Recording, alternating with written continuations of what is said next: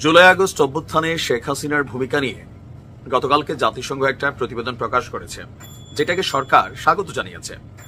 তবে এই প্রতিবেদনটা অনেক বিস্তৃত। একটা পার্ট আমরা শুনেছি, কিন্তু এটার মধ্যে অনেকগুলো সাব পার্ট, সাব রিকোয়েস্ট সরকারের কাছে আছে। একটা পার্টে বলা হয়েছে যে শেখ হাসিনার নির্দেশেই আপনার জাতিসংঘ যে তদন্ত প্রতিবেদন, যে ওনার নির্দেশেই আপনার কি বলা, যে এই হত্যাকাণ্ডগুলো গঠিত হয়েছে, সো তার কঠিন বিচার হবে, এটা তো নিশ্চিত।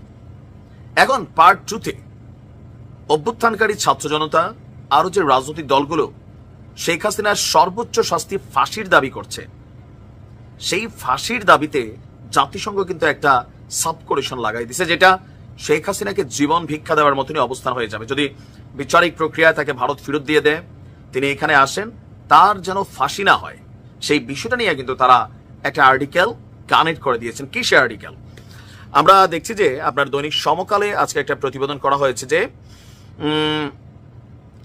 বিচার প্রক্রিয়ায় যদি আন্তর্জাতিক মানদণ্ড পূরণ না করা হয়, আমাদের যে আন্তর্জাতিক অপরাধ ট্রাইব্যুনাল, যেটা এই মুহূর্তে গঠিত করা হয়েছে ইউনূস সরকারের আমলে, তো যদি এটার আন্তর্জাতিক মানদণ্ড পূরণ করা না হয়, তাহলে জাতিসংঘের তথ্যানুসন্ধান দলের যে তথ্য উপাত্ত, সেটা বাংলাদেশের কাছে তারা দেবে না।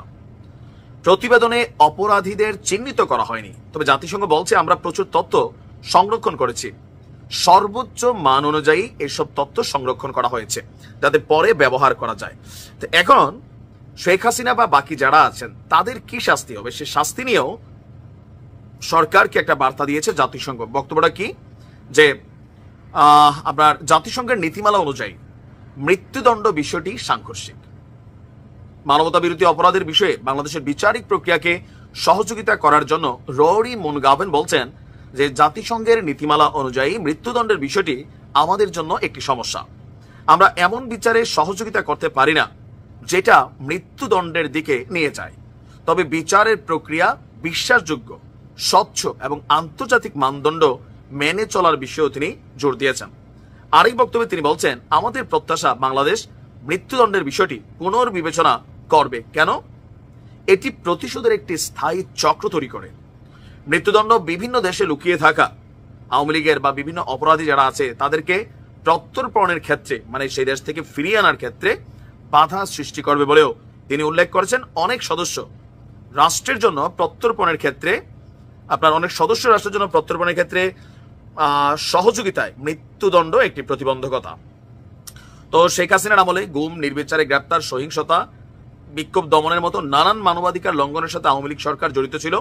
আর শেখ হাসিনা যেহেতু এখন ভারতে আছেন, তো কি পদক্ষেপ নেওয়া যেতে পারে? তিনি বলছেন, যদি অপরাধী দেশের বাইরে থাকে তখন ইউনিভার্সাল যে জুরিসডিকশন সেটা ব্যবহার করা হতে পারে, তবে যে দেশে অপরাধী অবস্থান করছেন তাদের গুরুতর মানবাধিকার লঙ্ঘনের অপরাধীদের বিচার করতে সম্মত হতে হবে, মানে ভারতকে রাজি হইতে হবে। এছাড়া বাংলাদেশের আন্তর্জাতিক অপরাধ আদালতকে এই বিষয়ে তদন্তের জন্য বলতে পারে। তবে তিনি মনে করেন বাংলাদেশ ইতিমধ্যে জবাবদিহি নিশ্চিত করতে অপরাধ ট্রাইব্যুনালে কাজ শুরু করছে, আর এটা নিয়ে কাজ চলমান আছে। তার মানে জাতিসংঘের বক্তব্য হচ্ছে, শেখ হাসিনাকে যদি গ্রেপ্তার করা হয় অথবা প্রত্যর্পণের চুক্তির আওতায় বাংলাদেশে ফিরিয়ে আনা হয়, শুধু তিনি না, তার সাথে যারা আছেন আওয়ামী লীগের বিভিন্ন নেতাকর্মী যারা অপরাধী জুলাই আগস্টের আসামি, তাদের জন্য মৃত্যুদণ্ডের বিষয়টা এখানে কানেক্টেড না হয়। কিন্তু আম ছাত্র জনতা, জুলাই অভ্যুত্থানের যারা নায়ক আছে, জাতীয় নাগরিক কমিটি, নিজেদের ব্যক্তি সুরক্ষার জন্য, পাশাপাশি তাদের সতীর্থদের মৃত্যুর জন্য শেখ হাসিনা এবং আওয়ামী লীগের নেতাকর্মীদের ফাঁসি তারা নিশ্চিত করতে চায়। কিন্তু এখন জাতিসংঘের এই অংশগুলো, এটা কিন্তু একটা বড় ধরনের বাধা হয়ে দাঁড়াবে। আর শেখ হাসিনার জন্য বা আওয়ামী লীগের নেতাকর্মীদের জন্য এটা পজিটিভ ভূমিকা হবে। কেন? যে চাইলেই তাদেরকে কোনো দেশ থেকে আসলে সহজে আনতে পারবে না, কারণ তাদেরকে আনলে মৃত্যুদণ্ড দেওয়া হবে, এই আশঙ্কাটা সরকার মানে জাতিসংঘ করছে। আর দেখা যাক এটার ব্যাপারে আমাদের সরকার হয়তো তাদের অবস্থান প্রকাশ করবে, যেহেতু তারা সুপারিশ করেছে। কি ঘটতে পারে সময় বলে দিবে। ভালো থাকো।